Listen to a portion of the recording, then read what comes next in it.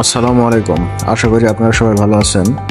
স্বাগতম আপনাদের made review BD YouTube channel এবং সুস্থ জীবনের গল্প ফেসবুক পেজে।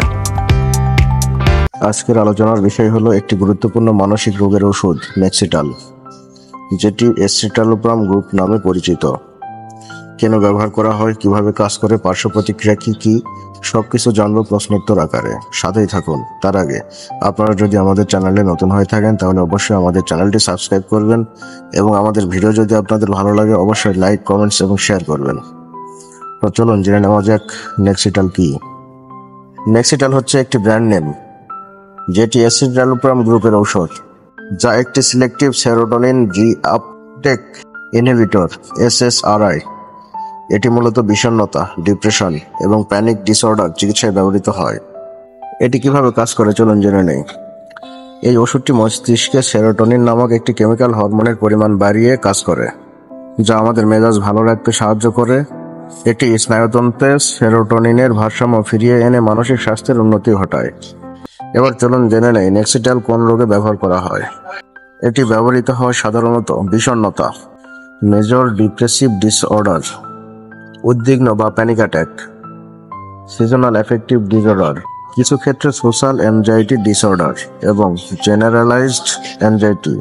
এবার চলুন জেনে নেই নেক্সিটালের ডোজ কিভাবে নেওয়া হয়। প্রাপ্তবয়স্কদের ক্ষেত্রে নেক্সিটাল 10 mg প্রতিদিন একবার, প্রয়োজনে ডোজ বাড়িয়ে 20 mg পর্যন্ত নেওয়া যায়। প্যানিক ডিসঅর্ডারে শুরুতে 5 mg দিয়ে শুরু করে ধীরে ধীরে বাড়ানো হয়। শিশু 18 বছরের কম বয়সীদের ক্ষেত্রে সাধারণত এটি ব্যবহার করা হয় না। এই ওষুধ ব্যবহারে কি পার্শ্ব প্রতিক্রিয়া হতে পারে চলুন জেনে নেই। বমে বমে ভাব, মাথা ঘোরা, অনিদ্রা, যৌন ইচ্ছা হ্রাস, দুশ্চিন্তা, পেটের সমস্যা, কোষ্ঠকাঠিন্য, ঘাম, দুর্বলতা, ওজন হ্রাস বা বৃদ্ধি, খুব কম ক্ষেত্রে মানসিক বিভ্রম বা হ্যালুসিনেশন।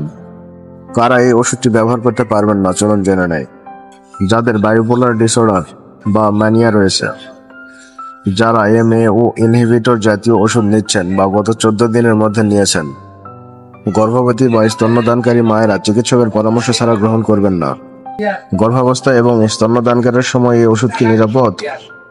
না। এসিটালোপ্রাম গর্ভাবস্থার শেষ পর্যায়ে ঝুঁকিপূর্ণ হতে পারে। এটি বুকের দুধে নিষ্কাশিত হয়, তাই শিশুর জন্য ঝুঁকি হতে পারে। চিকিৎসকের পরামর্শ ব্যতীত ব্যবহার করা যাবে না। ওষুধ বন্ধ করলে কি হয়? হঠাৎ বন্ধ করলে উইথড্রয়াল সিমটমস দেখা দিতে পারে, যেমন ঘুমের সমস্যা, মাথা ব্যথা, উদ্বিগ্নতা, অবসাদ। তাই ধাপে ধাপে কমিয়ে বন্ধ করতে হয়। এসিটালোপ্রাম নিতে গিয়ে ওভারডোজ হলে কি হয়? ওভারডোজে দেখা দিতে পারে অত্যধিক ঘুম, ঝিমুনি, বমি, হৃদস্পন্দনের সমস্যা, স্নায়বিক অস্থিরতা। এই অবস্থায় দ্রুত হাসপাতালে ভর্তি করানো জরুরি। অন্যান্য ওষুধের সাথে এর মিথস্ক্রিয়া আছে কি? হ্যাঁ, কিছু ওষুধ যেমন MAOI, অ্যাসপিরিন বা অন্যান্য NSAID, ট্রামাডল, ওয়ারফেরিন এর সাথে নিলে পার্শ্ব প্রতিক্রিয়া বাড়তে পারে। নেক্সিটাল ব্যবহারে কি ধরনের সতর্কতা অবলম্বন করতে হবে? ড্রাইভিং বা ভারী যন্ত্রপাতি চালানোর সময় সাবধানতা অবলম্বন করতে হবে। অ্যালকোহল পরিহার করা উচিত। যাদের পূর্বে মানসিক রোগের ইতিহাস আছে তাদের নিয়মিত মনিটরিং প্রয়োজন। এই ওষুধে কি আসক্তি সৃষ্টি করে? না, এটি সাধারণত আসক্তি তৈরি করে না, তবে দীর্ঘদিন ব্যবহারের শারীরিক অভ্যাস তৈরি হতে পারে। বাজারে কি স্ট্রেন্থে পাওয়া যায়? নেক্সিটাল পাওয়া যায় 5 mg এবং 10 mg।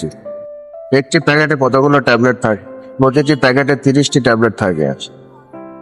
আজকের এই ভিডিওটি ছিল নেক্সিটাল বা এসিটালোপ্রাম ট্যাবলেট নিয়ে। মানসিক স্বাস্থ্য নিয়ে সচেতন হওয়া খুবই জরুরি। ওষুধ কখনোই নিজে নিজে না খেয়ে চিকিৎসকের পরামর্শ অনুযায়ী গ্রহণ করুন। ভিডিও ভালো লাগলে লাইক, কমেন্টস ও শেয়ার করুন এবং এমন স্বাস্থ্য সচেতনতামূলক ভিডিও পেতে সাবস্ক্রাইব ও ফলো করতে ভুলবেন না আমাদের চ্যানেল ও ফেসবুক পেজ। দেখা হবে পরবর্তী কোনো ওষুধ রিভিউ ভিডিওতে।